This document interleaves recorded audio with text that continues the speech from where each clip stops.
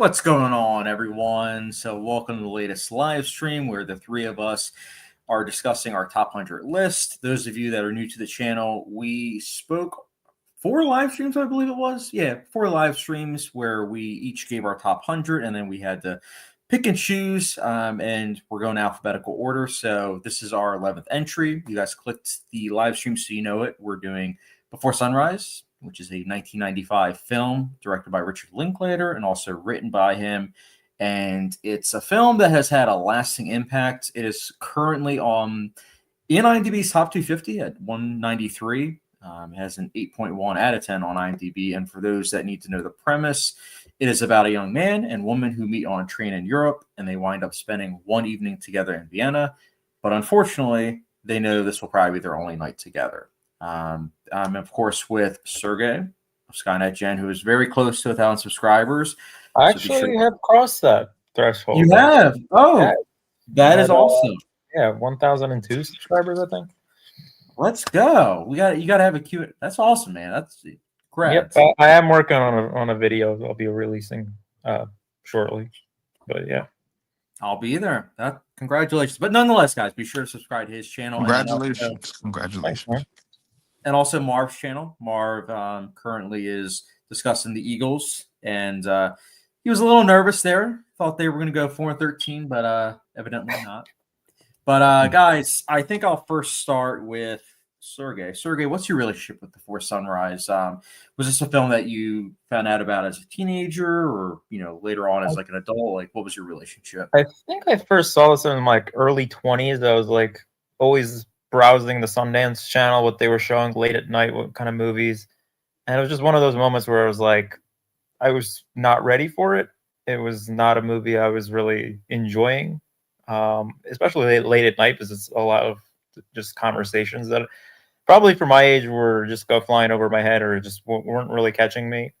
But then I revisited it, and at that point, I was already going through my first date and everything, and I was starting to relate with it a little bit more, because a lot of the moments in the film were lining up with what I was experiencing when I was going out with the person. So it was just like, it felt like this, it captured the innocence of that first date and this kind of like magical moment in time that you can't really relive again. And I really liked it. And then ever since then, all the rewatches after that, it keeps growing on me, especially with age, and then considering the other movies in the trilogy, you pick up more things with each watch, like little things that later on I won't spoil it, but later on you just pick up on things that you saw were like possibly the crumbs of what was gonna ruin something. Yes, that's something that I was very much so focused on this time when I decided to rewatch the entire trilogy. Especially the beginning with like the train sequence, and then the couple that's arguing, and then you just considering the last movie, you're like, huh. It's like these people, they're not so different. It's brilliant. What's also interesting is that it's a movie that's shot in 1995, and I think maybe a little hard to understand, but I think the essence of that relationship is it's pre-internet, pre-phone, so I think that's why it's so like impactful, just like being in that time period when it was there is no FaceTime, there is no like really keeping up unless you're like writing a letter probably. And it's funny that you mentioned that, Sergey, because that was something I was thinking about with Before Midnight. Again, no spoilers for the other two movies, but Before Midnight, it does have the technology because it came out in 2013. So you do see them on their phones. And I feel like usually it's to showcase isolation or just, preoccupation, which contrasts the first one where it's like they are all living in the moment. Like these two individuals, they're in the moment. They're both, conversing with one another. They're very positive, and it's very, it's very affectionate. So it's interesting though, because for me, I think I might have told, I forget which one of you I told, or maybe both, but when I was like 16 to 18, I was going on like a journey of trying to watch all of IMDb's top 250, which is of course constantly changing. But Before Sunrise was one of those films, and I remember I was going to try to watch it because Boyhood was about to come out, and I had heard that was going to be a really good film that was probably going to be, vouching for the Oscar for Best Picture. So I was like, all right, well, let me check out this, this first film. If I like it, I'll watch the other two. And I'll never forget, I watched this film, I think it was like 2 a.m. and I was absorbed by the film. Like, it immediately became one of my favorite romances, and I, watched the second and third back to back shortly after. And it was a film that, as an 18-year-old, had an impact on me, but watching it now as a 29-year-old has, I would say even more of an impact, knowing the sequels and just also, being able to relate to it with my own experience. So, all this to say, we're going to now push this to Marv. Marv, how did you hear about this film the first time? Like, is this a film that you found out about through this list, or did you hear about it like in the past? Like, what was your relationship? I first heard about the sequel in the newspaper when it came out. I believe it came out July 2nd, 2004, the same weekend as Spider-Man 2. And I was reading the review for Spider-Man 2, and that's when I came across the sequel to this movie. And so that's how I first got familiar with this trilogy. And I've never seen any of them. I've known they exist. And I know that they have a following, and that they're, allegedly, supposedly one of the great love stories. So I always knew it was important to watch at some point. That's why I was game to watch it. And I understand how you guys feel about it. It makes sense on paper. I think that it's pretty much a slam dunk, a home run. I see why it stood the test of time. It has 100% of Rotten Tomatoes, for crying out loud. Oh, that's awesome. I did not know that. Yeah. I will say, Marv, I like how you use my vernacular, allegedly. I was like, okay. My question, Marv, and I apologize because I know with Sergey, like, we're both talking positively, but I gotta grill you a little bit, like, because I know most people on the channel know how much you love, romances, specifically like romantic comedies, and I would argue this is also a comedy. It does have some pretty funny moments. How come you didn't see it sooner? Considering it's like considered one of the best romantic comedies. Like, I will say I am surprised by that. Well, I didn't consider this romantic comedy. I'm actually surprised that it's called that, because I don't think it was funny at all. Oh, I mean, I think there's some pretty funny moments. Like, oh no, I think Ethan Hawke's pretty funny, and even I thought Ethan, just personally, I'm not saying this is my opinion, because I don't really have much of one, but he came off kind of cringy to me. Not Ethan in and of himself, but his character. You would say he was cocky or something? I don't know. He kind of reminded me of just like somebody that I know, and I was just like, mm-mm.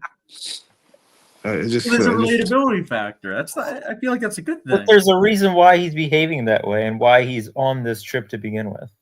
I mean, that's fair. I like I said, I don't have anything negative to say about it. I won't say anything negative about it. All I'll say was, no, that's perfectly fine to say what you don't like about the movie. But I don't think it's anything that I don't necessarily dislike anything. I just don't really like anything either. I just kind of like just watched it. I didn't really feel like any way. I saw what they were doing. I thought that was an interesting idea. I just didn't find the characters interesting or engaging at all. You didn't like the conversations they were having? I didn't like any of that. But I can't say it was bad. I just wasn't into it. If there was like a love scene, and like there was one, like, a love scene, would that have made it better? No, it's about the characters. It's about who they are, their story, where they come from, where they're going. And I didn't care. Mark, I'm baiting you. I mean, this is not the conventional love story. I feel like it's more real than not like this fabricated Hollywood version that we normally see. Yeah, like How to Be Single. It's not like that. Well, I mean, but How to Be Single is not a love story either. It's about it's a girl going through a whole phase. That's what the movie's about. It's about a girl being in thought, if we're being honest. By the way, we have Can Articulates in the chat. He says, I haven't seen y'all in a bit. Hello there. Yeah, sorry about that, man. We've it's been difficult for the three of us to intersect our schedules. But thankfully we managed this Wednesday. So we're probably gonna be doing, we spoke about it, we're probably gonna be doing Tuesday of next week. Talking about, well, we'll save that for the end, the one that we'll be talking about. But it's good to hear from you, man. I've been seeing you interact on Letterboxd. So hope you're doing well. So Marv, question: did you? Again, I'm going to be vague here in case some of the people that are tuning in haven't seen the film. Would you have wanted the ending to be different? Like, would you have wanted it to end on like a dampened note, or like a more? I think it ended how it probably should have ended. I wouldn't really change much except probably take the characters they have in there and put two different ones in there and see what happens. Well, they would have probably different conversations then. But different conversations, but different feel. It probably would open up the story. I'm not sure. Like I said, it's not a criticism. I don't have anything negative to say about it. It's just Did it give you any anticipation to watch the sequel? Yes. Oh, okay. Well, that's good. I mean, I'll be curious to hear your thoughts on the sequels because, I mean, it's one of those things where everyone has a different order of the trilogy. Like I know Sergey and I, we differ. I think for Sergey, it's 1, 3, 2. 1, 3, 2, yeah. Yeah, and then for me, it's 3, 1, 2. But again, that's not to discredit the second one. I think the second one is really, really good. But it's one of those things where if I had seen that in 2004, I would have been like, what? Like I'm glad that I didn't have to wait 9 years. Well, the second movie, I'm just like, you're waiting for something to happen, and then it happens, and then the rest of the movie is like kind of similar to what we saw in the first movie. It doesn't have that same effect because time has passed. Yeah. They're older, and they just have such a different relationship because they have more baggage, so to speak. Which is, I feel like, one of the things about the especially whole series. Since they were supposed to. Actually, I'll save that for the spoiler section. Yeah, no worries. By the way, Can Articulate says, Marv, I really needed AJ Brown to go off for my fantasy team. Also, go Patriots. Congrats to you, man. Shout out to the Patriots. I keep saying this, and I really should take my own advice, but I really can't bet on the Eagles, man. Like that, it's just they're so inconsistent. It's so frustrating. Hey, man, they're going to eke out wins. I know, a win's a win. The win is a win. I'm watching happy. A baseball game's not fun. That's all I'm going to say. Like, I'll watch a baseball game, but watching a baseball game and a football game. I mean, hey, it was a good game. It was a really good game. The defensive masterpiece.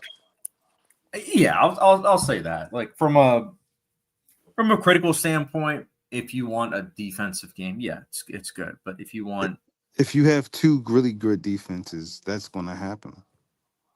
But if you place bets on the passing and that doesn't happen, it's like, oh no. But it keeps being. But you got to remember, I mean, you should have did your homework on the Packers defense. Oh my goodness, Marv, you said it was a good bet. You told me it's a good bet. I did say it was a good bet because in theory it was, but the Eagles they play at their own dime. Yeah, they really do. I think from now on, the opposing team, I'm just gonna place bets on. That's actually that's a good idea. Yeah, it's always the opposite. I'm like, Jalen Hurts, he's gonna throw for 150 yards. Ends up throwing for like 50 yards. Oh, he's gonna run for 40 yards. Nah, ends up throwing for 300. Yeah. It just does its own thing. But anyways, back to the Before trilogy. So one thing I wanted to discuss is the history of the film. So with Richard Linklater, at this point in time, he was already pretty big in the indie scene. I mean, he had already done Dazed and Confused, which some would argue Slacker was what was, the huge effect, which for the indie scene it was. But Dazed and Confused was what solidified him as, hey, this is someone to be out for. And then a couple years later, Before Sunrise came out and just really had an impact. And I gotta say, Richard Linklater, I mean, I don't know about you two, but he's one of my favorite directors. He has two films that are coming out this year. Blue Moon, and then Nouvelle Rogue, I believe it's called, which is coming out on Friday on Netflix. But do you two like Richard Linklater? I think Sergey, yeah. I mean, he had the movie last year. I really enjoyed Hitman. He Yep. does like the slice of life movies really well. And Agreed. the way he writes his characters, like they feel really well written. And at least I've always enjoyed the characters that he's written. They feel like real people. Agreed. And people that you've probably seen in everyday life, which is also something that's Yeah. really cool. Marv, do you like Richard Linklater? He did School of Rock, and I love that movie. So Yep. I guess so. That might have been my first actually movie that I've seen of his before I knew who he was. Really? Mm-hmm. I would like to point out that movie is better than this one. I just wanted to say that. That's all. I mean, completely different movies, but sure. Yeah, but Which one has more replay value? Before Sunrise. For me, You're a Before lot- Sunrise. You guys are lying. Marv, you know how School of many Rock- times I've seen School of Rock? Because that's School like of Rock is a fragment of time that you're reliving, and I kind of really reminisce watching that movie. School of Rock is just a something I classic. enjoy. It's a fun movie. It's a But it classic. doesn't really have any emotional attachment to it. You get I attached to like the the better one. Was themes. called Dead Poet Society. I'm kidding. Well, not, but it's two different films.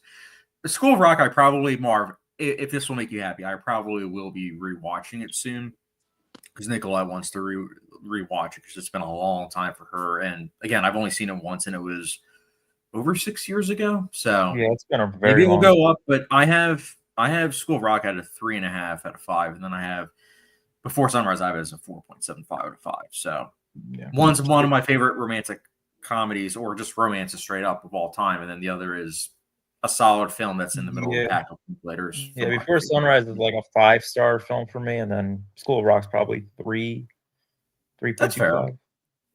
But I need to rewatch it. Maybe I'll really enjoy it more now. Who knows? Maybe School of Rock will become better than Before Sunrise. Never. Be Kind, Rewind is probably my favorite Jack Black film. Well, I still need to watch Be Kind, Rewind. I love Shallow Hal. Shallow Hal was awesome. Shallow Hal, yeah. Shallow Hal. By the way, Can't Articulate says before trilogy, top 5 trilogies at least. I think I would have to agree with him. It's definitely up there for me. I mean, I did a mini binge of it, and it's an incredible trilogy. You can see all of the hard work that went into it, just the care and the effort, and also just wanted to mention it. But after the first entry, the 2 leads also helped write the films, and I think that's probably why it feels so effortless. Like, it doesn't feel like you're watching 2 actors. It feels like you're watching 2 characters just going about their everyday life, and I think it probably helped that they wrote the script. So it's great to see them. Also, Can't Articulate says, I saw Before Sunrise on my flight to San Francisco. First time ever watching a movie in a plane. Oh, wow. That's actually a really cool memory. Must have been interesting, too. Go to Vienna and then watch it.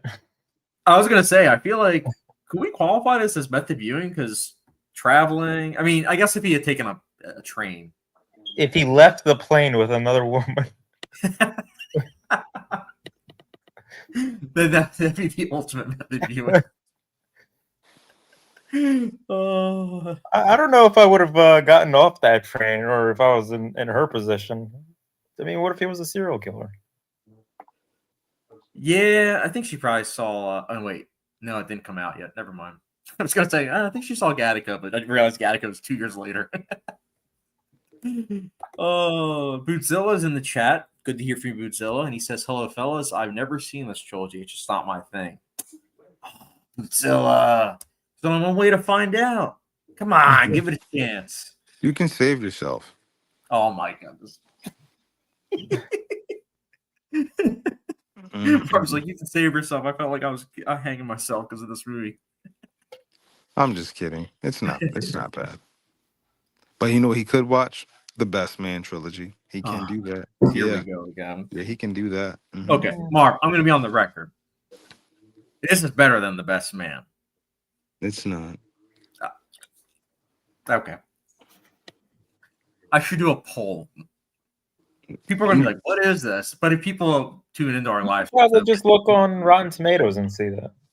that's a good No, point. you got me left there. But I would just say watch them. Watch the Best Man trilogy, and you'll love them. Well, I mean, we still got to watch the third one. I mean, the second one was definitely a step up, step in the right direction. The first one is still the best one. All right. There's nothing itching me to really watch them. Now you got the itch, Sergey. It's better than Before Sunrise, apparently. It is. The Best Man. I told you, the Best Man has to be one of the best written screenplays ever. That and Forgetting Sarah Marshall and Scream and The Prestige, for that matter, and Little Children. The movie. The movie.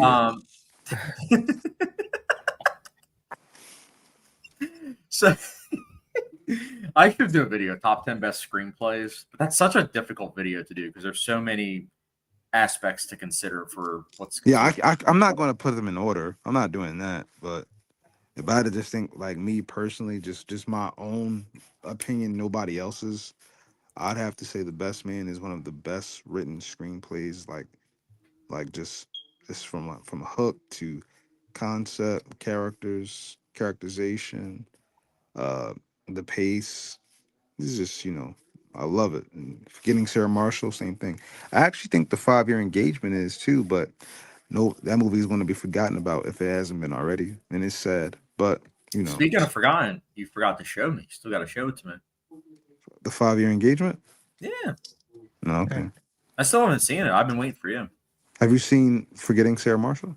Yeah, I saw that. I went on like a comedy movie binge in like 2018. That was one of the movies. So you know what comedy binge? That's not depressing. It was a weird depressing. It's a breakup movie. It was like a weird mix of Jason Segel and Kevin Smith movies that I went on like a mini binge of. So I think what happened was I was watching, I want to say Clerks 2 and like Dogma and all of them. And then I think I was listening to a podcast of Kevin Smith talking about Forgetting Sarah Marshall. I'll say off screen what they were talking about, but I was like, huh? And I looked up the movie and I was like, oh, okay, it's pretty good reception. I'll check it out. And yeah, I enjoyed it. I haven't seen it since, but I enjoyed it. So you don't think it's one of the best written screenplays? It's all right. Yeah, honestly, one of my personal go-to like movies about breakups would be Eternal Sunshine of the Spotless Mind. Her, 500 Days of Summer. Her is a very sad movie. Oh yeah, honestly, I feel like it gets sadder the older I get. It's a sad movie. It's really good though. That she was like, we're all leaving. I was like, damn. She's saying you're not enough. She had to really tell him, you're not enough for me anymore, and I can't fake it. That's tough.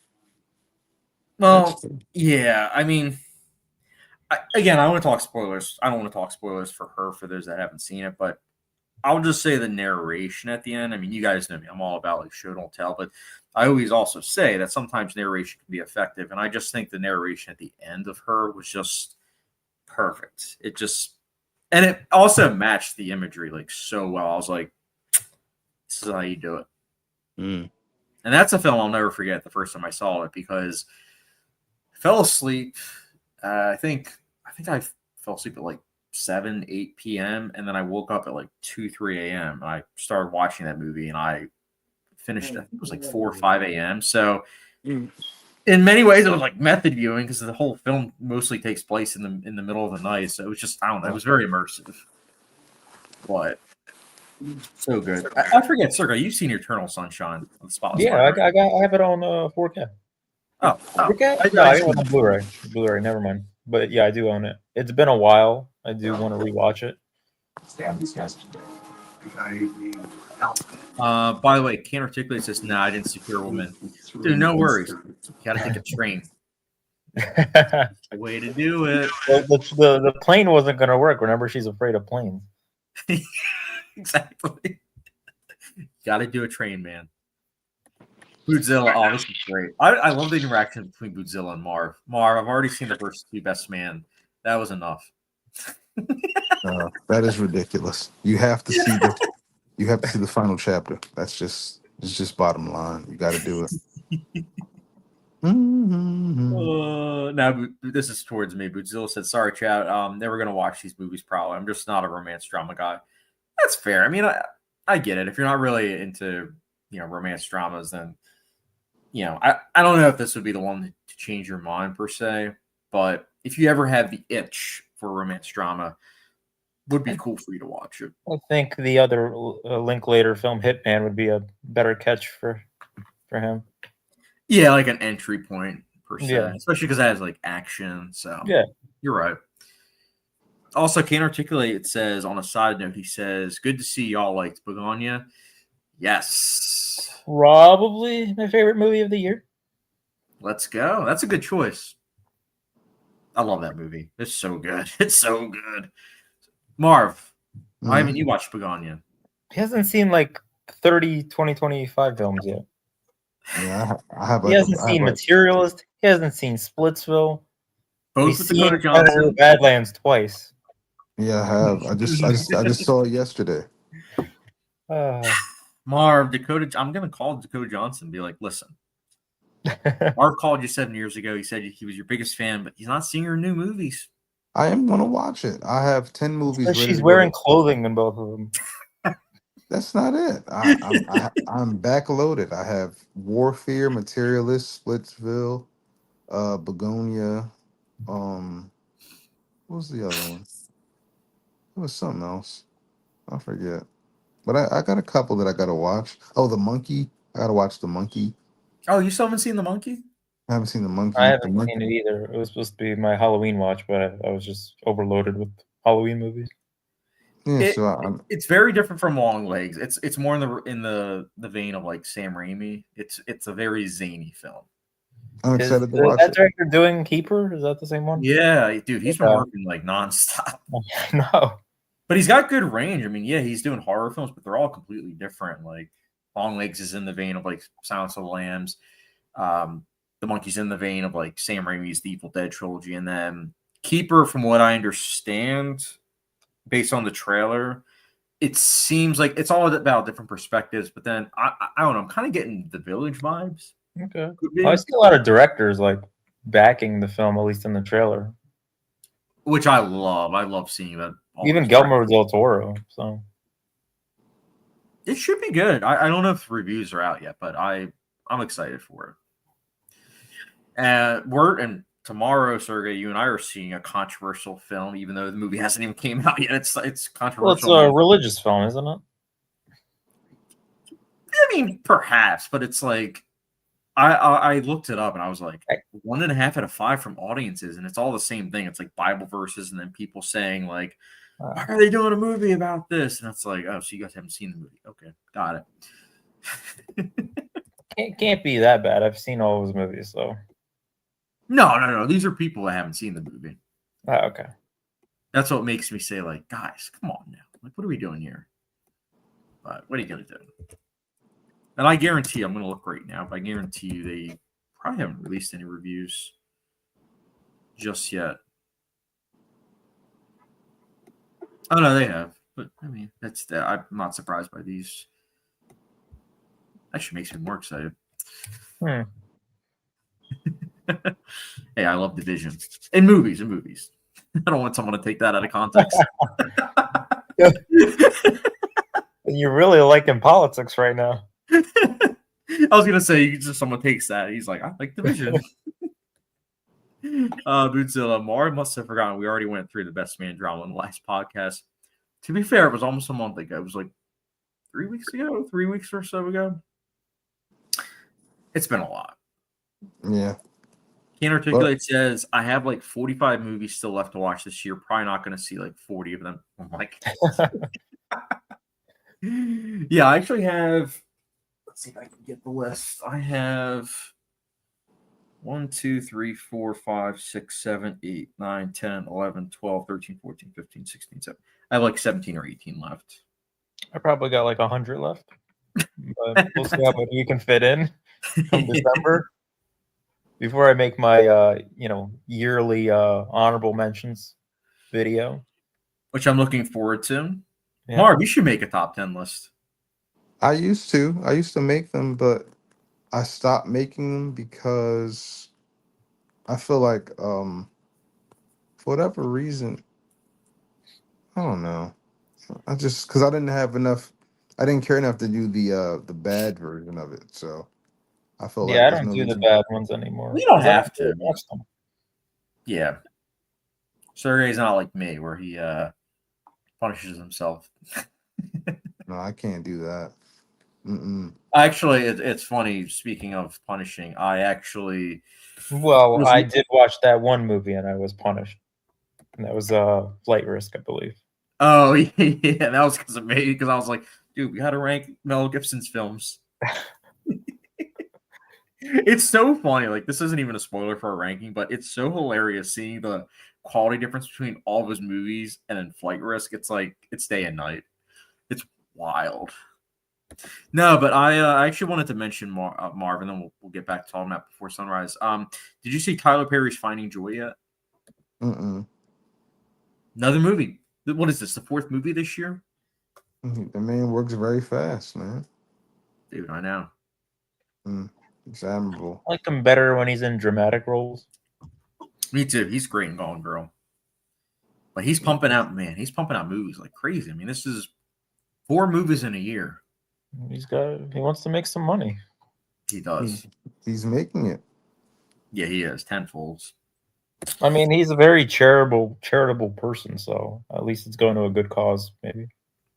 Yeah, he's charitable. And then, as I was told Marv, I mean, I respect his business model because he has what I always talk about, which is mid-budget, sometimes even a little bit lower. And, everyone that works with him seems to enjoy their time with him, again, mostly. And they come back and they work with him. And his films do well. Now, do I wish that he made movies for the theatrical experience? Of course. I think that was something that he did, and he did well. I mean, he had, how many hits, Marv? Like, there's so many hits that he had. Tyler Perry has probably more hits than Marvel. I like that. Well, in the sense that his movies cost cheap, they're very cheap to make, and they profit because they're so cheap to make. And he's paying for them, some of them, not all, out of pocket. You forget he built his own film studio. So Yep. these movies are shot on his film studio, not nobody else's. He pretty much like commissions them. He writes all the scripts. He hires the actors himself. You know, he has he's a machine. He And really is. it's admirable. And you forget that he also has like 5 or 6 TV shows that he's done. He also writes them. It's really crazy. And simultaneously, too, which is really impressive. He took a picture of all the screenplays he had ready to go, and at the bottom it said captioned work ethic. I was just like, you can't beat that. If you have work ethic, like it was like 4 or 5 scripts just stacked on top of each other, ready to go. Put them all in production at the same time. Some is for BET Plus, some is for Netflix, some is for not the theater anymore. Like you said, Chad, he doesn't make them for the theater anymore because he gets paid by these streaming services. Yep. So By the way, I was looking something I forgot to point out about before Sunrise, and this might affect also Marv your enjoyment of the sequels because it's not one of the same writers. So Richard Linklater wrote the first one, but he also wrote it with someone named Kim Krazan, and she did not write the sequels. Like I said, the actors they helped to write with Linklater for the sequels. So you might enjoy the sequels more, but I'll definitely be curious to your thoughts. Do you think you'll be watching them soon? probably they're actually for free on YouTube. Oh, cool. Yeah. So I mean, like I said, I mean, whether it does or it doesn't, I don't have anything negative to say about this movie or I'm sure the sequels. There's nothing wrong with them. I don't want to say I didn't like these people. I just wasn't into these people, if that makes any sense, without being mean. I just didn't really care for following them. But in a weird way, wanted to see what happens to this. I guess you call it one night stand, because I guess that's what it is. Yeah, I mean, yeah, technically, yeah. And that's another Well, thing too. I definitely do feel like it's a situation where he's kind of he came off to me as a sleazy simp, and she came off as like she even said it to him in the when without spoiling anything, but she alluded to the fact that that she had already made up her mind, and I won't say anything else other than that, but so I just we felt can, like if you, I mean, I can always put the spoiler warning if you wanted to talk about spoilers. Yeah. you can go ahead, I guess. All right, let me get the banner. All right, spoiler talk for those that don't want to be spoiled about Before Sunrise. We'll take the banner down when it's going to be spoiler free. All right, shoot your shot, Marv. Well, I just feel as though this movie is just it's really just a meet cute. This movie's a meet cute. um and they spend an hour and a half just talking about hypotheticals and stuff like that. And I think, to be quite honest with you, I feel like if this movie was made like this today, it probably would have, I don't want to say controversy, but I do think that Ethan's character would be looked at a different way than he probably was back then.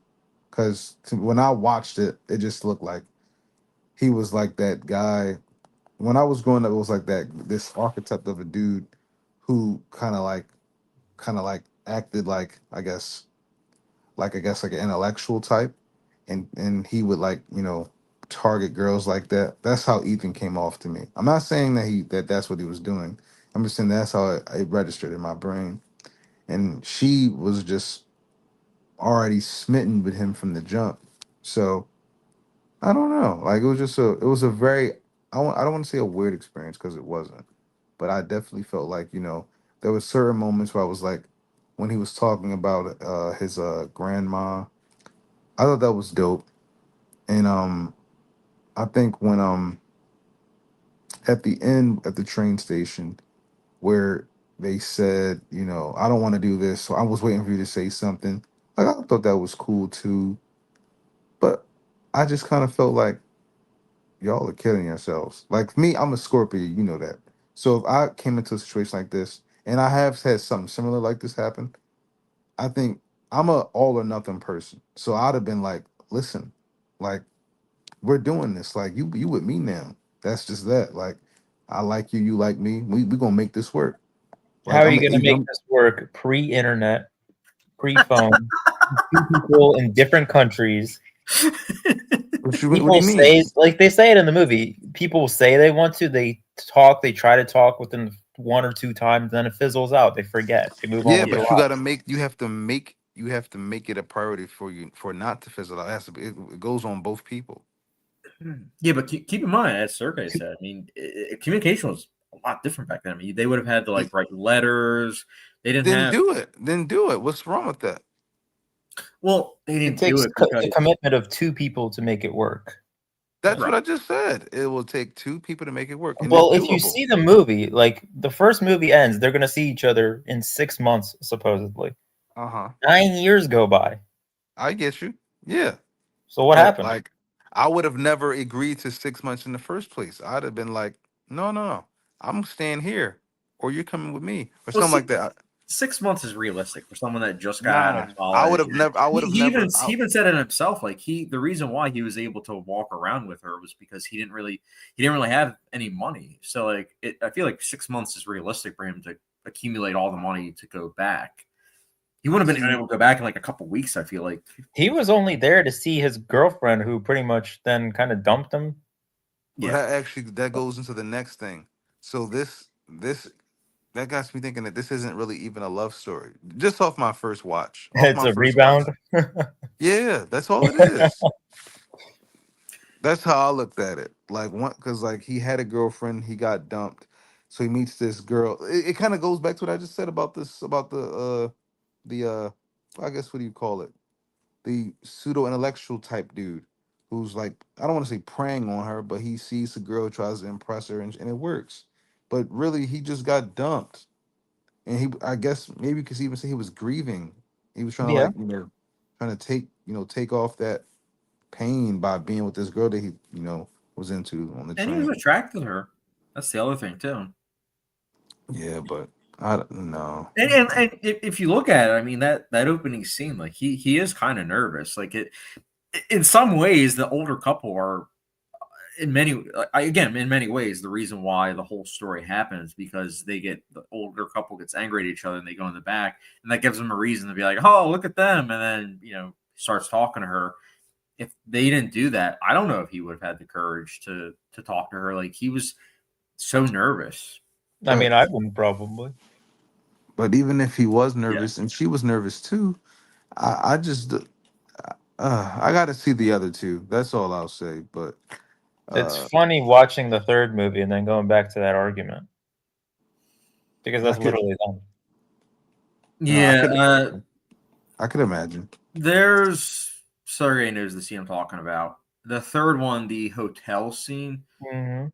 It's it's easily my favorite scene in the trilogy, but it's an all-timer. Like, I was riveted last night watching that movie, specifically that scene. I was like, oh my goodness. I'm like, this is fantastic. It's like all these years of build-up leading to this. That's amazing.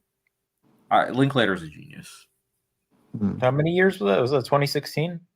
2013. So that's also the funny thing is it's 9 years between each film. So it was 95, 2004, and then 2013.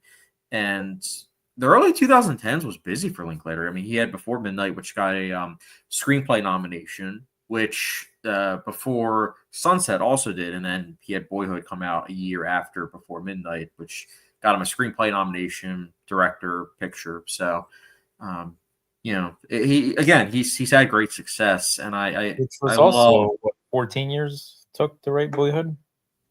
12 years to make, which is funny because when you're watching Boyhood, you can see the transformation of Ethan Hawke, like with his hair, not hair, his beard styles and everything. Yeah. And when I watched Boyhood, I'm like, oh, this is like around the time that he was filming Before Sunset. I'm like, oh, that's funny. So yeah, I love that film. That's like a time capsule film. He likes taking his time telling the story over a course of years. Yes. Marv, have you seen Before? I mean, not Before. My bad. Boyhood. No. You haven't seen Boyhood? Mm-mm. That's a shame. I know what it is. I know what it is, though. So at the Oscars for 2014, you didn't really have anybody to root for, because I know it was like Birdman versus Boyhood, and you hadn't seen either of them, right? I don't watch the Oscars really, because nothing that I love is never makes the cut, so I don't watch. Best Man is not on there, Chad. Well, it's not just about Best Man. In 2014, I would have loved for Gone Girl to get nominated. Even Interstellar, I wanted to win Best Picture back then. Yeah. What else? And now you have it at a 3 out of 5. Like I said, never mind. I'm not going through it with you. But no, Gone Girl should have been in that running. I believe. What else was I thought Oscar caliber? Edge of Tomorrow should have got a nod. I really thought The Fault in Our Stars should have got a nod too. I'm trying to think. Noah, I love Noah. I mean, don't get me wrong, I love Noah, but I wouldn't have given it a Best Picture nomination. Yeah, no. Why not? I mean, I could name 10 films I think are better from that year. You've named some of them, but some of the other ones I would have nominated were nominated, such as Boyhood, such as Birdman. I think. What? I was gonna say, I would have switched out American Sniper for like Gone Girl. The Theory of Everything I like, but I probably would have switched that out with Nightcrawler. I love Nightcrawler. Possibly. Nightcrawler is good, but I'd rather Gone Girl take Nightcrawler's place. Well, there's like 2 slots, but I mean, again, it was still a strong year. Whiplash came out that year. That's a fantastic film. Which, ironically enough, speaking of our list, that is what's going to cap off our top 100 collective list. That's awesome. So, yeah, it's Marv, if I see at 3 a.m. you give Whiplash below a 3 out of 5, I might have. You're gonna have whiplash. I'm gonna have Whiplash literally. To be quite That's a honest, movie that I'm going to be honest with you. Just be ready to be disappointed. Why? I'm not saying I'm not going into it with any type of malice or anything like that. But Oh no, you're just gonna say prepare to be disappointed. no, I said that because by you telling me that, and the fact that I've always known what that movie is. I know exactly what movie you're talking about. I've never If you watched don't it. like it, you have to say it wasn't my tempo. Yeah, that's fine. I'll say that. I won't say it's trash or anything because it's probably not. It's probably just not my cup of tea. That's all. I know enough about it. I've watched analysis on it.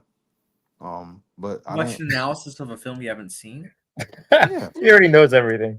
I don't know everything. I don't. I really don't. Because it didn't break down everything from the movie. It just broke down, I guess, some of the themes. It didn't go into detail. It wasn't like a spoiler analysis. It was just talking about certain key things and talking about like why that worked and stuff like This is that. how It he was knew about Joker 2 before he saw it. no. I knew about Joker 2 because I was told not to go see it by multiple people. Well, multiple people are telling you to watch Whiplash. Actually, I will say this: I think Whiplash is one of the few films. Everybody that I've shown that film to has liked it. I can't say I know a single I person. just don't think a movie That is about a in my dude. Letterboxd top 4, probably my second or third favorite film all time. I just don't think a movie about a dude who learns how to play drums is that interesting. But that's just me. You know, something I don't think a girl going around being, you know, Rebel Wilson doing it with Dakota Johnson doing things, but you know, I guess it works. I mean, you got to you have to remember that I told you that I should have hated that movie, and I didn't. I don't know why. I should have hated it because I was at It that was in time. the right. It played at the right time when you needed it emotionally. That's why. No, because I should have hated it, but from a character standpoint, even though I wanted to hate Alice, she's a human being. Like just because the hard on thought movement, stuff like that. At the very core, she's a human being. And so when you watch a story about human beings, even if she's doing something, I'm just like, oh, you hoe. You just kind of just feel like just work through it. Just become better. And you watch that. You see Just her want to what? also throw this out there, Marv, but it's not even just like critics or the Oscars. I'm looking on IMDb, and this is deserving. It's number 40 on IMDb's top 250. It has an 8.5 out of 10. And before you say, oh, it's mostly movie buffs, it's over 1.1 million people. I didn't disrespect the movie. I didn't say it was going to be trash. I just said I probably It's a wouldn't be very into it. inspiring movie that's incredibly edited, and the music's fantastic. The performances. I watched that movie and I feel inspired to do something. But Yeah. like I told you guys, I'm not saying that it's going to be corny or trash. I'm just saying it's probably just not going to just move the needle for me. That's all. I think you will be entertained. It has really great pacing. Oh, And it yeah. keeps things exciting, intense. It's under 2 hours. It hits all the honestly, the only mark it doesn't hit from Marv is box office. Everything else, it seems like you would like. It's intense. It's thrilling. It's got really good You pacing. know what's As Sergey crazy? mentioned. It sounds to me like you're describing Friday Night Lights. Oh my goodness. Hey, I'll be the first to admit I'm going to go in to Friday Night Lights with an open mind, and I promise you that when I introduce it, I will talk about some of the history and how it's a film that literally helped influence a show by the same name that lasted 6 seasons. So even if I don't like it, which again I'm going in with no expectations pretty much, I'll still give it its due credit. That one, if I don't like it, I'll just be like, Friday Night Lights is... And then, 1 out of 5. It's good. It's one of the best football movies. So, sorry. Maybe that will be the title. I think you should actually have like a binge off where you watch that. Remember the Titans and what else? The Longest Yard, probably Invincible. Not a fan of Invincible. Are you I'll be gonna I honest. know. I add don't the drum line understand it. on there too? Because somebody was just talking about that movie too. Like that's a very beloved movie, and you hate it, and it makes me upset. Oh, okay. I did not say I hate it. I gave it a mixed rating. I think I gave it a 2.5 out of 5. It's whatever. Was Rudy a football movie too, right? Yeah. Hold on. Yes. What are your thoughts on that? I don't think I've seen Rudy. I might have seen some scenes of it in high school, but I haven't seen that's the when full I thing. saw it. There's that, and then what's the Cuba Gooding Jr. one? Radio. Where he goes all Simple Jack. I need to watch that one. I still need to watch that, but I've heard something. They showed that to us in school, but we never finished it. So it seemed okay. It's on the watch list. By the way, Bootzilla says y'all should watch the episode of the show Atlanta about Tyler Perry. It might change your opinion on him. Oh, Atlanta, I never finished that show. I think I had 2 more seasons to go, so I do need to finish that show eventually. But also, Can't Articulate says Marv, you'll love the other 2 sequels. He better. Hold on. I'm still here, but I got an important message. Whiplash 2 was announced. The enjoyment of the other 2 films depends on what kind of person you are. Maybe if you are more of like a dreamer, a romantic, maybe you'll probably enjoy just the first one, whereas the other 2 are kind of the hard knocks of life. Yeah, that's true. And that's usually how I like my romances, which is why when there's a romance where it's actually happy, Don't tell Nick what that. Oh, she knows. So it's like one of those things where we find like a middle ground. Well, she doesn't like the movies, from what I understand, right? The third one is the one that she likes the most, but she's not the biggest fan of Ethan Hawke. Which I thought she found the characters insufferable. Well, Ethan Hawke's character, yes. Which, knowing what Marv said, it might just be a Scorpio thing.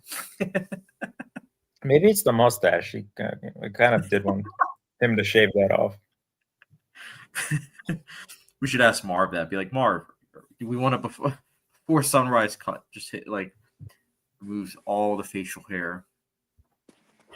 By the way, Bootzilla says a sleazy simp. I need to borrow that one, Marv. Bootzilla also says Boyhood was 12 years because it always makes me think of 12 Years a Slave. Actually, but the 12 Years Slave. I think. Fun fact. I think that is actually I shouldn't say fact.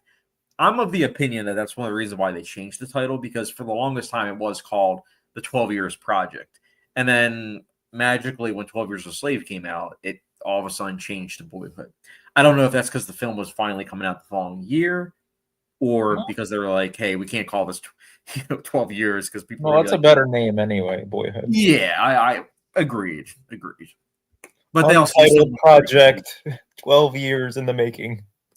12 years in the making of Boyhood. Bootzilla, Whiplash is a great movie. Whiplash is a great movie, one of the best of the century for sure. There you go, Marv. You heard it from Bootzilla, and I agree. Hold on.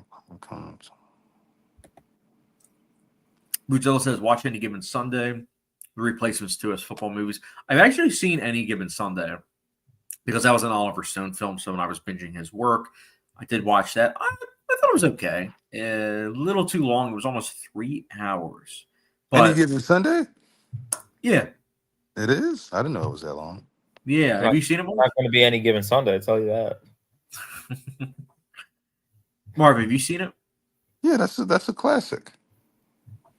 Willie Beeman is a very popular figure. That's what's up. All right, so yeah, I'm glad we talked about Before Sunrise. A little early peek for viewers. We will be talking next week about The Big Lebowski, which I'm just going to say straight up.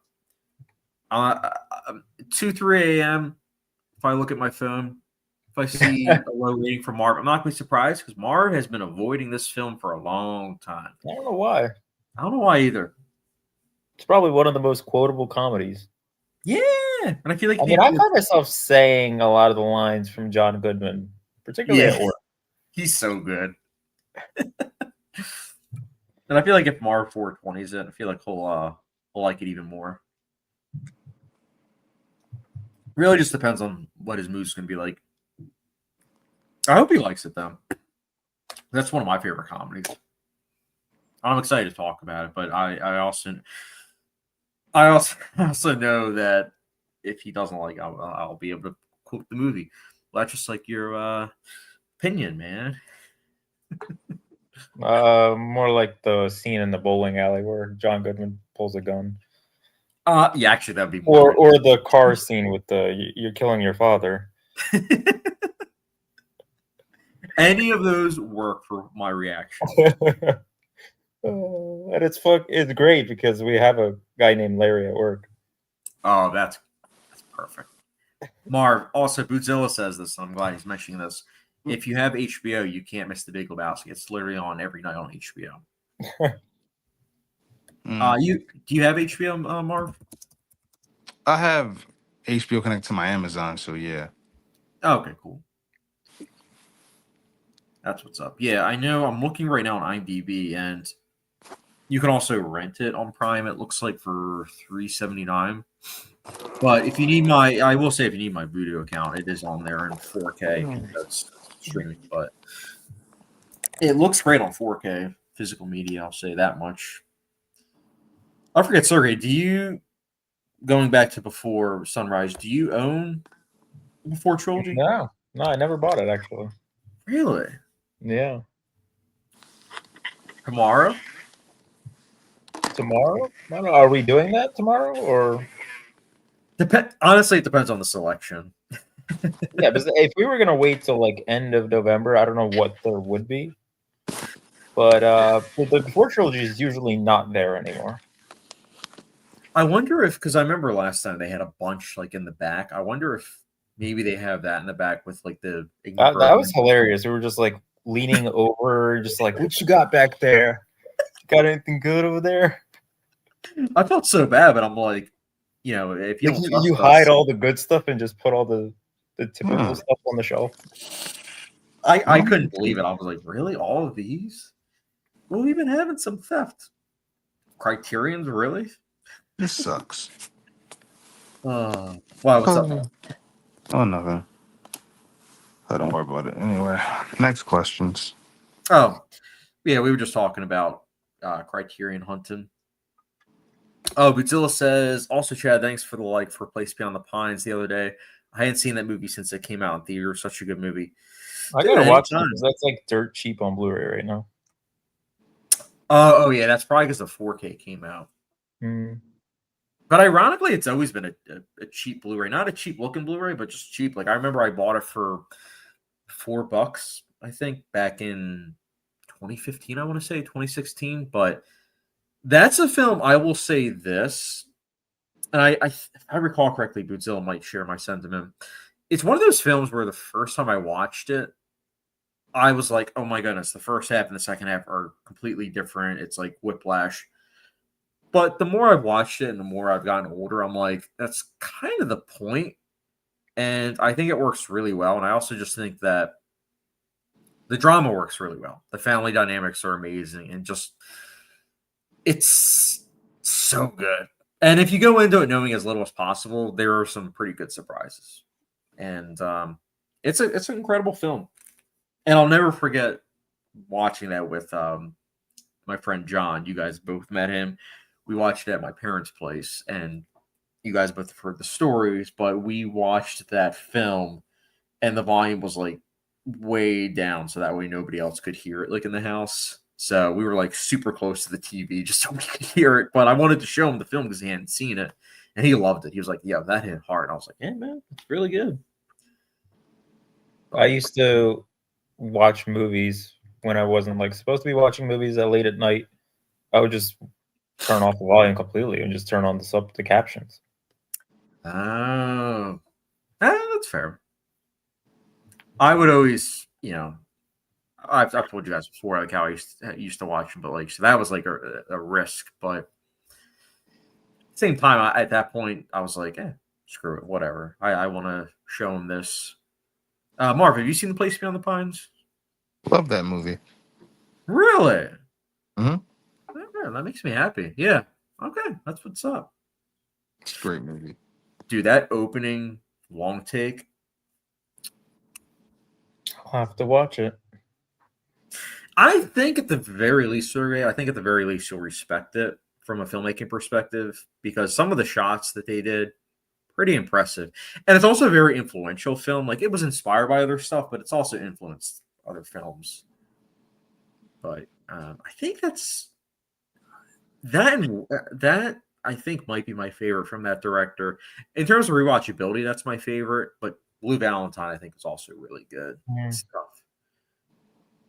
He also Marv, didn't he have a film come out this year? Who?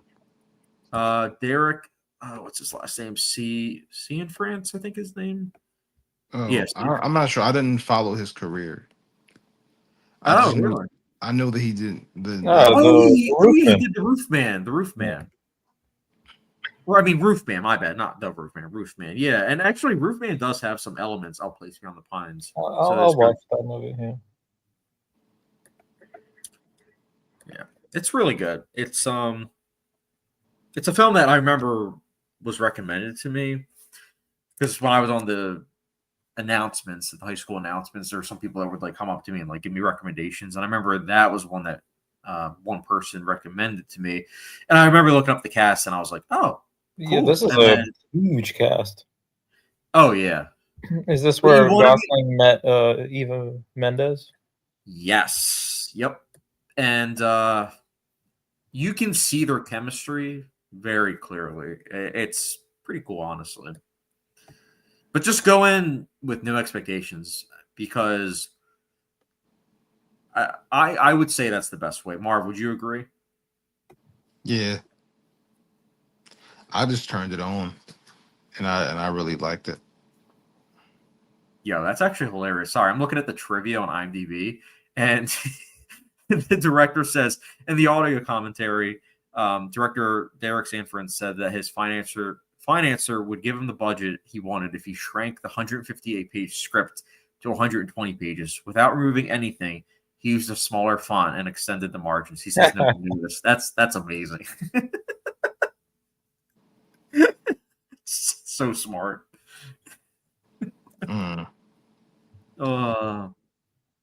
See, if The Place Beyond the Pines, Marv, if that had made your top 100, I would have fought for that. Well, I gotta redo it over anyway, so. That's what's up. All right. I guess I know we talked about ratings earlier, but Marv, I know your rating for Before Sunrise was 2 out of 5, right? 2 out of 5. So sad. My rating is 4.75, and then Sergey, yours was 5 out of 5, right? Yep. All right.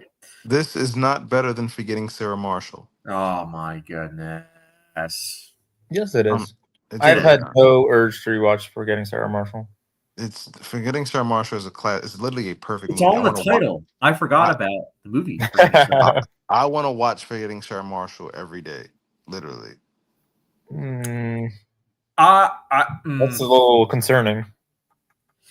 Hey, I never mind. But I think that movie clears this movie. That's the actual good romantic comedy. It's written perfectly. Shout out to Nick Stoller. Shout out to Jason Segel. One feels like it's written. The other one feels like you're watching someone from afar. No, it felt like I was watching two people who didn't know what they were doing with themselves, and they just. And who does? In life? Who does? Two people, not two characters. Very uninteresting characters, uninteresting people. And Forgetting Sarah Marshall, but okay. No, I was interested. I could relate to Peter from Forgetting Sarah Marshall. I could relate to Sarah, believe it or not. Even though she's a thought, you get a scene where you get to see her humanity. I think it was a perfectly cast movie. I love that movie. I actually should watch it right now. You inspired me to want to watch an actually great movie. Just like I inspired you to watch Predator, or And it get was you excited awesome. for it. It was awesome. I saw it and I saw it just last night. My Oh dad gosh, loved it as well. My dad loved it. Oh, by the way, He- Godzilla says Derek was also a writer for Sound of Metal, which I can see his awesome writing movie. coming through for that movie. Honestly, yeah. Now that he mentions it, I can see that too, because it also has that like gritty realism. I think he got nominated for a screenplay for that. Yeah, he did. Yeah, I was hoping that movie would win Best Picture, but no. that was a That was wild. Nomadland for whatever reason. I think that got not nominated. I think that won because it encapsulated like that feeling of like isolation and everything. I mean, Yeah, even though you can make the argument that Sound of Metal also did that, but I think yeah. I think that was the mindset behind it. But Have yeah. you had any urge to watch Nomadland again? Honestly, with the director's new film coming out, I mean, I am excited for that, but not yeah, and, Nomadland. no, I mean I already have my ticket for that movie. really Yeah. nice. When do you think you'll see it? Well, the first day it comes out, I think the Thursday in December. December 4th. Nice. Yeah, I might see it that day too, depending on the The reviews have been really good, so two hoping of my that is favorite actors true. currently too. Yeah. Also, Bootzilla shares your sentiment. Me too, Sergey. Sound of Metal should have won over Bob or Midland. So for me, It's like the appreciation of everything you have, and I mean I really enjoyed it. I have it on Criterion. that's a good movie. No, I definitely like it. For me, 5 years later, looking back, I would have wanted the father to win, but I know it wouldn't have won. Actually, I think it probably would have been Nomadland versus Promising Young Woman, but Nomadland, I think, did better with voters just because when you're watching it, it's like that feeling of isolation, and then just also, focusing on something that you don't really see too often. Although, again, you can make that argument with Sound of Metal and The Father as well, but it's a time capsule movie.